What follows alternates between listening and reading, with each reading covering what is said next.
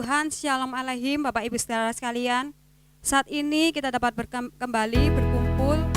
Saat ini kita dapat kembali beribadah online di GBPS Sholat Gracia malam hari ini. Ini semua karena kasih kemurahan Tuhan. Kita diberikan sehat, kita diberikan kuat. Kita terus berpegang pada Tuhan Yesus.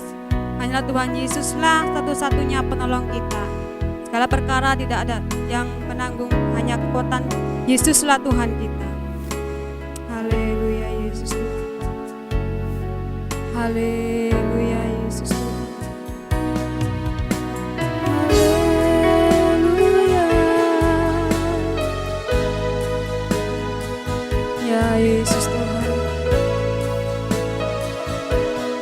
Terima kasih Tuhan Yesus.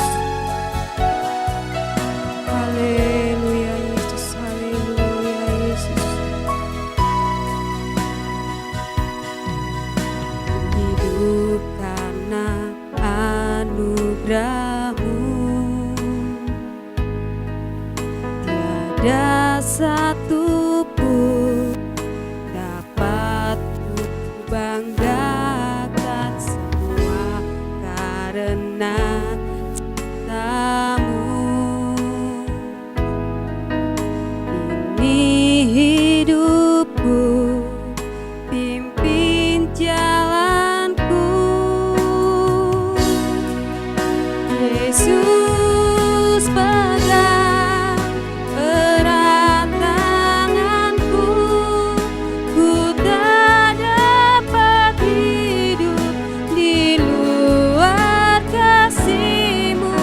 Bapa, jangan tinggalkan aku, Engkau alasan selama ku hidup.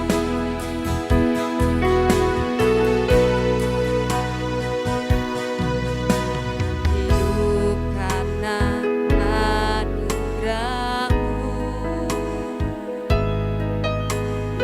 tiada satu pun dapat ku banggakan, semua karena cinta-Mu.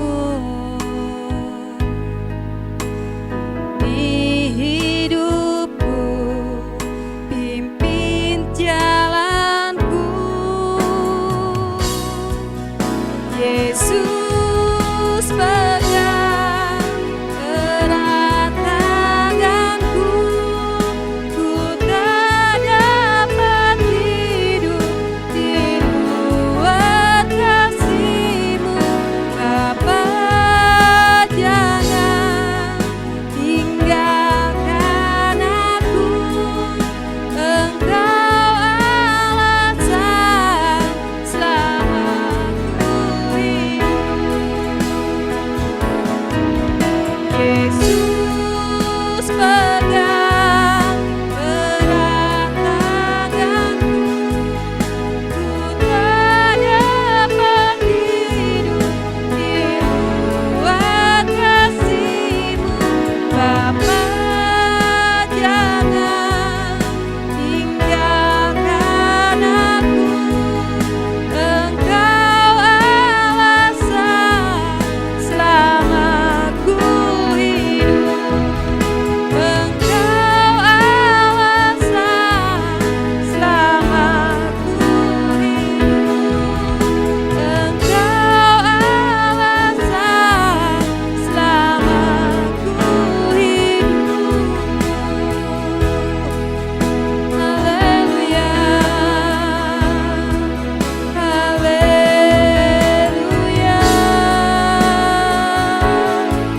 Terima kasih Yesus.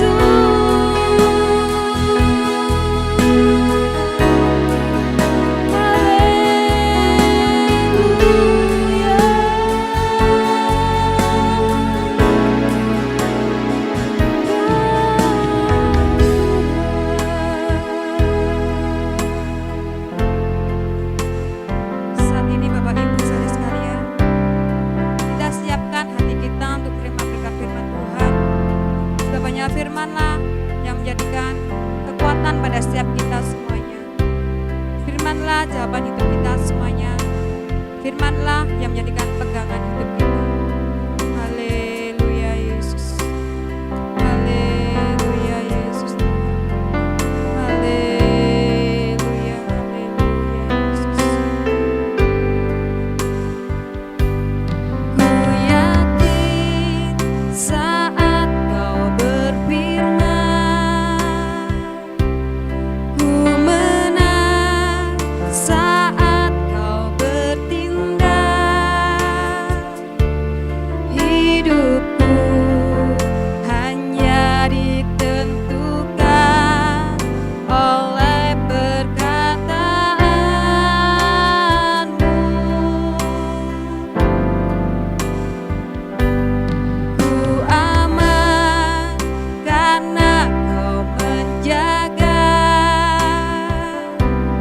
ku kuat karena Kau menopang. Hidupku hanya ditentukan oleh kuasa-Mu.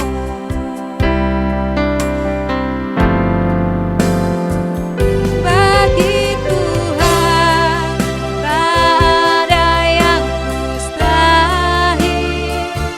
Bagi Tuhan tak ada yang tak mungkin. Mujizatnya disediakan bagiku. Ku diangkat dan dipulihkannya. Ya Yesus Tuhan, ku yakin saat Kau berfirman, ku menang saat Kau bertindak. Hidupku hanya ditentukan oleh perkataan-Mu.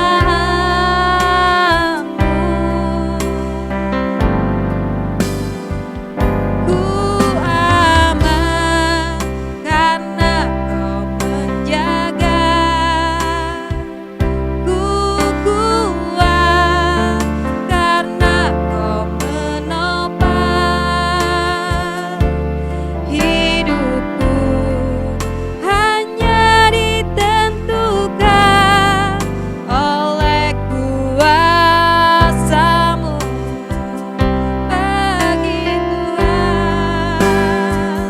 Bagi Tuhan tak ada yang mustahil. Bagi Tuhan tak ada yang tak mungkin. Mujizatnya disediakan bagiku. Ku diangkat dan dipulihkannya. Bagi Tuhan tak ada yang mustahil. Bagi Tuhan tak ada yang tak mungkin. Mujizatnya disediakan bagiku. Ku diangkat dan dipulihkannya. Ku diangkat dan dipulihkannya. Ku diangkat dan dipulihkannya. Haleluya Yesus Tuhan. Bersyukur Tuhan buat segala yang baik Kau berikan pada setiap kami. Saat ini Tuhan, kami mau menerima berkat firman-Mu. Mari Tuhan Kau urapi kami semua. Biarlah firman-Mu Tuhan boleh kami dengar. Dapat hanyalah firman-Mu Tuhan yang menjadikan kekuatan kami. Firman-Mu adalah bekal hidup kami. Kau urapi hamba-Mu Tuhan yang menyampaikan berkat firman-Mu dengan urapan yang khusus daripadamu ya Bapa. Di dalam nama Tuhan Yesus Kristus, kami berdoa dan mengucap syukur Tuhan, haleluya. Amin. Shalom Bapak Ibu Saudaraku yang dikasihi Tuhan. Puji Tuhan, dengan bersuka cita kita boleh kembali lagi berjumpa di dalam ibadah kita pada malam hari ini. Dan saatnya kita akan menerima firman Tuhan. Mari kita akan membaca dalam kebenaran firman Tuhan kita dalam Alkitab kita di dalam Filipi pasal yang keempat, ayatnya yang ke-13. Ayat ini saya yakin bukan merupakan ayat yang asing bagi kita, karena seringkali kita pergunakan ini untuk menjadi kekuatan. Nah, Allah akan berfirman buat kita, Tuhan akan berfirman buat kita pada malam ini seperti apa? Melalui Filipi pasal 4 ayat yang ke-13. Puji Tuhan, demikian puji firman Tuhan. Segala perkara dapat kutanggung di dalam Dia yang memberi kekuatan kepadaku. Puji Tuhan. Kita akan melihat terlebih dahulu bagaimana keadaan atau keberadaan orang-orang Filipi atau kota Filipi. Kota Filipi dulu bernama Krenides, atau diambil dari kata krene yang artinya mata air, karena di sana ada mata air tertentu yang bisa menghidupi orang-orang yang ada di sana. Nah, nama Filipi ini diambil dari salah satu raja Makedonia yang bernama Filipus II, di mana pada tahun 360 sampai 356 sebelum Masehi, Filipus II ini berkuasa atas tempat ini atau wilayah ini. Nah, pada awal abad pertama sebelum Masehi, warga kota Filipi sebagian besar terdiri dari budak dan veteran perang. Hampir tiap dasawarsa, terutama abad pertama sebelum Masehi, terjadi begitu banyak pertempuran atau peperangan. Tercatat pada tahun 42 sebelum Masehi terjadi peperangan antara Brutus dibantu Cassius melawan Antonius dan Augustus. Nah, kemudian dari peperangan ini dimenangkan oleh Antonius dan Augustus. Antonius dan Augustus berkuasa saat itu.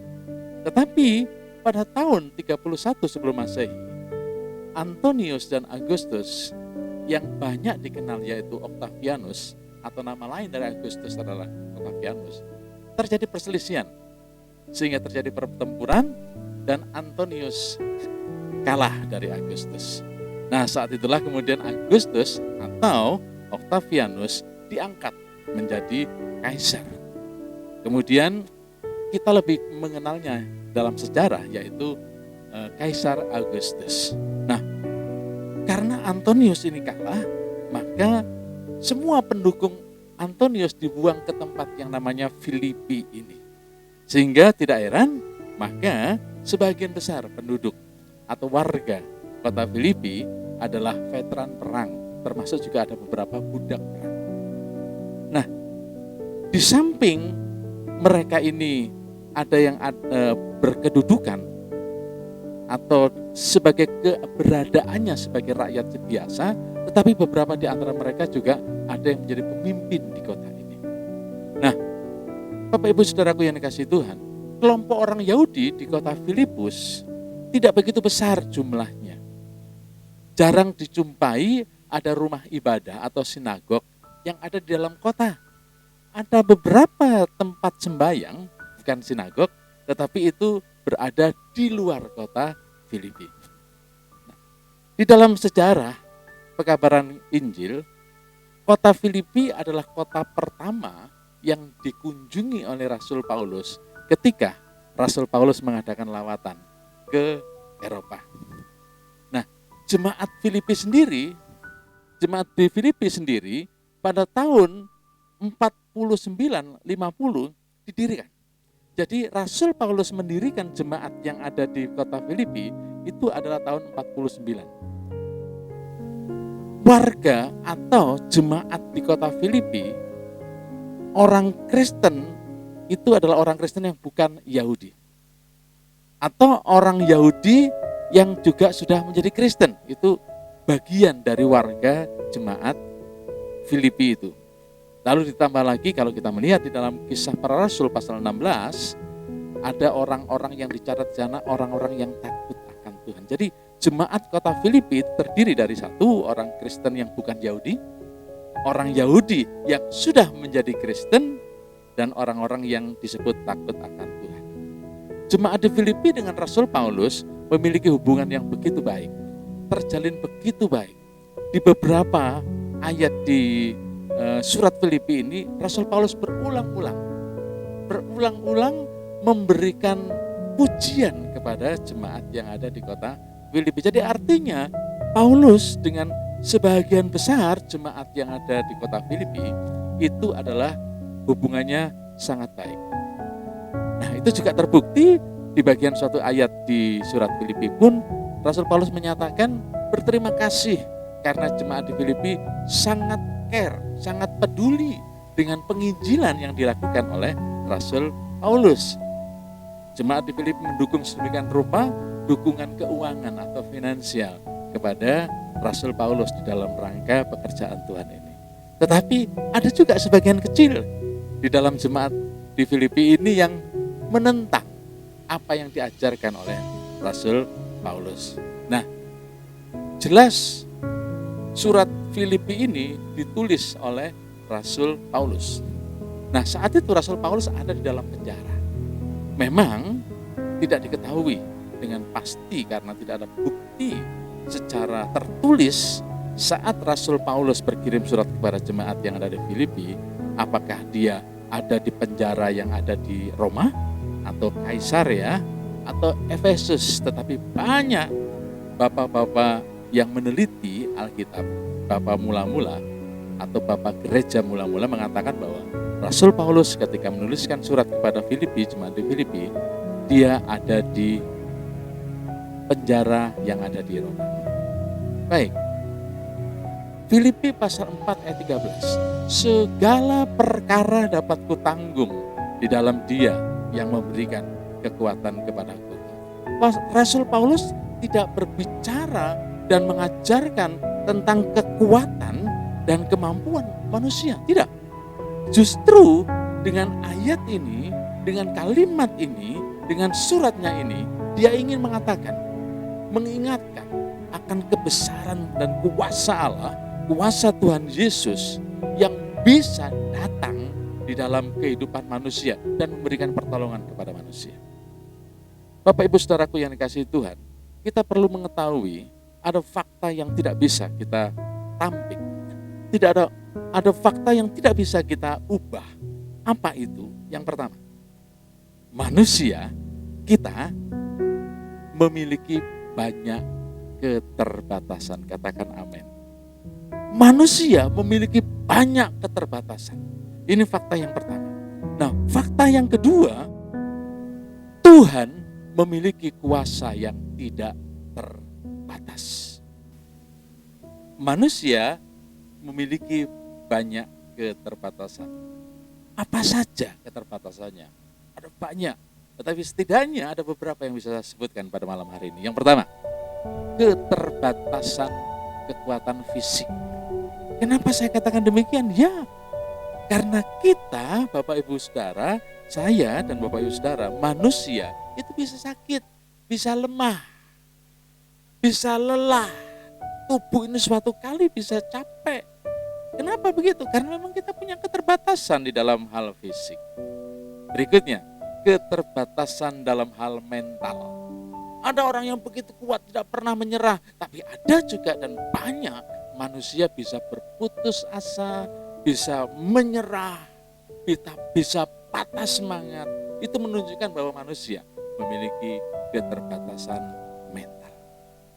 Apalagi meskipun ada orang yang mengatakan kekayaannya tidak akan pernah habis dimakan 7 turunan. Tapi bagaimana dengan turunan yang ke-8? Artinya apa? Kekayaan manusia itu pun juga terbatas. Keuangan manusia bisa terbatas. Saya punya teman, dia mempunyai aset banyak sekali, ratusan mungkin miliaran. Suatu kali ketika dia berusaha, dalam beberapa menit 800 juta itu bisa hilang lenyap dalam beberapa menit. Artinya manusia punya keterbatasan, termasuk juga keterbatasan logika. Kita tidak bisa menangkap hal-hal di luar daripada apa yang bisa kita pikirkan. Apa yang tidak masuk akal tidak bisa kita terima.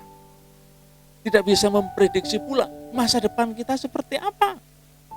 Itulah yang namanya keterbatasan. Dan begitu banyak lagi keterbatasan yang lain.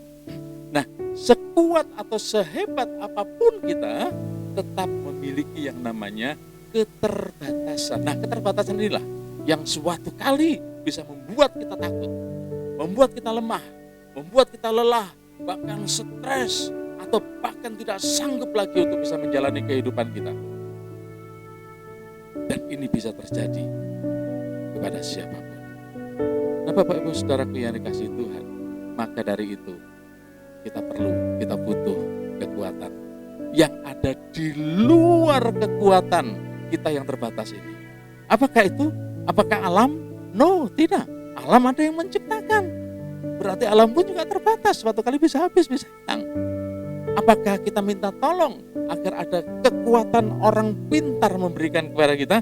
No, ingat manusia punya keterbatasan. Tetapi kita perlu tahu bahwa Tuhan memiliki kuasa yang tidak terbatas, yang membuatnya sanggup untuk menolong kita dalam menghadapi berbagai pergumulan kita. Tidak ada masalah yang terlalu besar yang tidak sanggup Dia selesaikan. Bahkan dosa, masalah terbesar dari manusia, itu pun bisa diselesaikannya. Bapak Ibu Saudaraku yang dikasihi Tuhan, firman Tuhan pada malam hari ini, segala perkara dapat kutanggung di dalam Dia yang memberikan kekuatan kepadaku. Apa artinya? Apa artinya ini? Bapak Ibu Saudaraku yang dikasihi Tuhan, kata segala perkara di dalam bahasa Yunani itu diambil dari kata panta, atau dituliskan dengan kata panta. Artinya segala sesuatu. Nah, terjemahan dalam bahasa Indonesia memang agak berbeda. Diterjemahkan dengan kata segala perkara. Tetapi dalam terjemahan bahasa Inggris, hampir semua terjemahan bahasa Inggris menggunakan kata yang sama. Segala sesuatu atau segala hal. Dituliskan dengan kata all things. Segala perkara atau panta dalam bahasa Yunani atau dalam bahasa Inggris adalah all things. Jadi segala sesuatu, segala hal. Nah, segala hal ini seperti apa? Bisa ditanggung. Firman Tuhan mengatakan segala perkara dapat kutanggung. Kata kutanggung itu menggunakan kata eskuo. Eskuo itu memiliki kekuatan dan kemampuan. Jadi segala sesuatu bisa kita tanggung, baik segala sesuatu itu kecil, baik itu sedang ataupun besar, bisa kita tanggung. Nah, bagusnya dalam terjemahan bahasa aslinya dituliskan begini, panta eskuo ento endunamo me Kristo. Apa artinya? Artinya segala perkara dapat kutanggung, segala sesuatu, segala hal dapat kutanggung di dalam Kristus, me Kristo. Bapak Ibu Saudara yang dikasihi Tuhan, seringkali kita mengasumsikan segala perkara ini adalah perkara-perkara yang besar. Perkara yang kecil pun bisa kita tanggung di dalam Dia, di dalam Kristus itu. Nah, jadi apapun yang saat ini kita hadapi, Bapak Ibu Saudara yang dikasihi Tuhan, Tuhan akan memberikan kekuatan untuk bisa menanggungnya apapun itu. Sampai kepada hal yang tidak masuk akal pun bisa kita tanggung. Di mana? Di dalam Dia. Hari-hari ini ketika COVID-19 melanda seluruh dunia termasuk Indonesia, itu pun mendatangkan masalah. Betapa banyak mungkin ada di antara kita yang hari-hari ini sudah tidak lagi bekerja karena diputus hubungan kerjanya. Sehingga tidak ada lagi yang diharapkan. Tidak ada pemasukan dan itu membawa masalah dalam kehidupan kita. Tapi Bapak Ibu jangan pernah katakan, masalahku sulit, masalahku berat sehingga aku tidak kuat. Ingat, malam hari ini Tuhan berfirman, segala perkara dapat kutanggung di dalam Tuhan Yesus Kristus. Nah, oleh sebab itu, rahasianya di mana?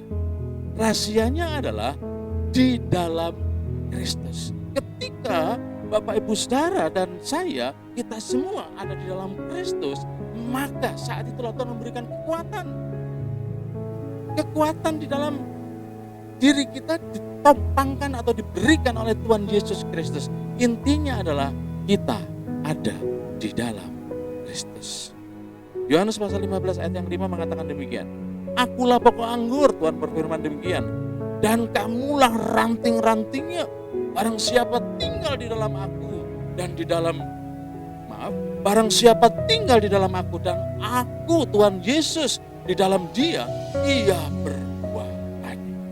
Sebab di luar aku, perhatikan kata ini, kamu tidak dapat berbuat apa-apa. Jadi kita simpulkan, di luar Yesus, kita tidak bisa melakukan apa-apa. Di luar Yesus, Bapak Ibu Saudara dan saya tidak dapat berbuat apa-apa. Di luar Yesus, can do nothing. Tidak bisa berbuat apa-apa. Di dalam Yesus, dapat melakukan segala sesuatu. Di dalam Yesus, can do all things. Nah, pertanyaannya sekarang, apa artinya ada di dalam Kristus? 1 Yohanes pasal 2 ayat yang ke-6 mengatakan demikian. Barang siapa mengatakan bahwa ia ada di dalam dia, di dalam Kristus, ia wajib hidup sama seperti Kristus telah hidup. Jadi persis seperti apa yang Tuhan katakan. Kalau dia ada di dalam kita dan kita ada di dalam dia, artinya kehidupan kita, warna kehidupan kita, isi kehidupan kita, aktivitas kehidupan kita, gaya kehidupan kita, seperti yang Yesus lakukan. Tuhan berjanji, Tuhan akan memberikan kekuatan sehingga bisa menanggung segala sesuatu yang saat ini harus kita tanggung. Bapak Ibu Saudaraku yang dikasihi Tuhan, mulai malam ini jangan pernah mengatakan apa? Aku tidak kuat lagi menghadapi masalahku. Malam hari ini Tuhan berfirman, segala sesuatu, segala hal bisa engkau tanggung. Manakala engkau ada di dalam Kristus, maka perkara apapun, masalah apapun, kesulitan apapun, engkau bisa menanggungnya. Dan Tuhan yang akan memberikan kekuatan. Tidak hanya memberikan kekuatan, Dia yang akan memberikan kemenangan bagi saudara, bagi kita semua. Puji Tuhan, demikian firman Tuhan. Tuhan Yesus memberkati. Puji Tuhan Bapak Ibu Saudaraku yang dikasihi Tuhan. Kita sudah tiba di penghujung, di akhir ibadah kita. Mari dengan sukacita, dengan ucapan syukur, saya undang Bapak Ibu Saudara untuk kembali datang kepada Dia. Haleluya, haleluya. Kiranya Engkau memberkati aku berlimpah-limpah, ya Tuhan. Kami percaya dan memperluas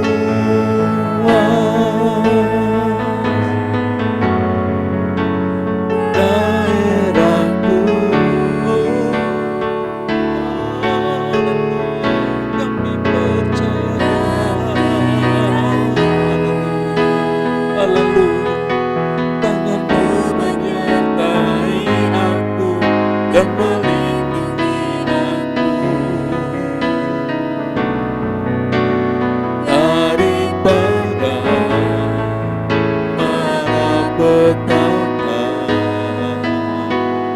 sehingga dosa kita tidak menimpa aku. Mari Tuhan, tangan-Mu yang limpah dengan berkat itu memberkati kami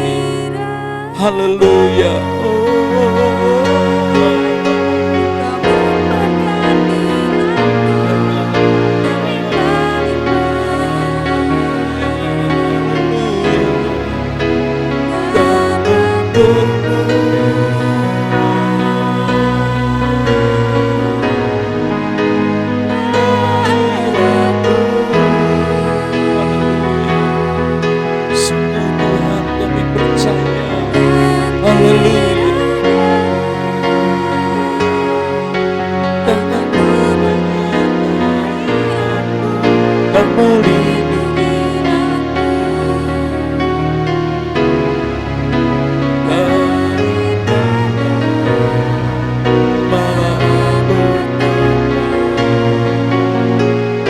sehingga kesakitan tidak menimpa aku. Haleluya. Tuhan mendengarkan dan menjawab. Haleluya. Segala puji, segala hormat, kemuliaan, keagungan kami naikkan kepadamu Tuhan, karena memang semuanya ada padamu. Kami sungguh bersyukur pada malam hari ini kami boleh beribadah kepadamu. Meskipun pada malam hari ini terbatas kami ibadah online, kami percaya kasih, kemurahan, bahkan kuasa Tuhan sudah melawat kami semua. Baik kami yang ada di tempat ini maupun seluruh jemaat Tuhan yang ada di tempat masing-masing. Dan kami percaya ya Bapa, apapun bentuk ibadah kami, di dalam ibadah kami senantiasa di sana di dalamnya ada janji-Mu. Janji yang Kau nyatakan dengan Tuhan memberkati kehidupan kami. Oleh sebab itu, pada malam hari ini mari berkatilah Tuhan. Berkatilah seluruh jemaat-Mu. Satu persatu Tuhan memberkati di dalam kehidupan kami. Berkati kami dengan kekuatan, berkati kami dengan kesehatan, berkati kami dengan umur yang panjang. Berkati kami ketika ada di luar rumah, di dalam rumah. Diberkati di dalam pekerjaan kami. Usaha-usaha kami diberkati. Semakin dibuat berhasil oleh Tuhan, semakin diangkat lebih tinggi, ditempatkan lebih tinggi karena kuasa-Mu yang menyertai kami. Kau juga memberkati keluarga kami, memberkati anak cucu menantu kami, memberkati studi, memberkati setiap apa yang kami lakukan dan kerjakan. Tuhan menolong, Tuhan memberkati, dan Tuhan memberikan kemenangan. Kami percaya Tuhan, sesuai dengan janji-Mu, masalah apapun, seberat apapun, sesulit apapun yang saat ini kami hadapi, kami sungguh percaya kami bisa menanggungnya, kami bisa menghadapinya, bahkan kami bisa keluar sebagai pemenang, karena kami bisa menanggung di dalam Engkau Tuhan kami Yesus Kristus. Terima kasih Bapak. Dan pada malam hari ini Tuhan kami berdoa, tetap berdoa buat bangsa dan negara kami Indonesia. Berkati negara kami Tuhan. Saat ini negara kami, bangsa kami yang diliputi oleh COVID-19. Kiranya Tuhan menolong. Lindungilah seluruh rakyat, seluruh warga, seluruh penduduk yang ada di Indonesia ini. Satu persatu Tuhan lindungi. Dan bersegeralah ya Tuhan untuk membersihkan, meniadakan virus ini dari bumi Indonesia. Dan kami percaya Engkau memberkati para pemimpin kami. Terima kasih Bapak. Tuhan juga memberkati setiap hamba-Mu yang sudah terlibat dalam ibadah pada malam hari ini. Terima kasih Bapak. Kami bersyukur Tuhan. Dan kami naikkan seluruh ucapan syukur kami hanya kepada-Mu.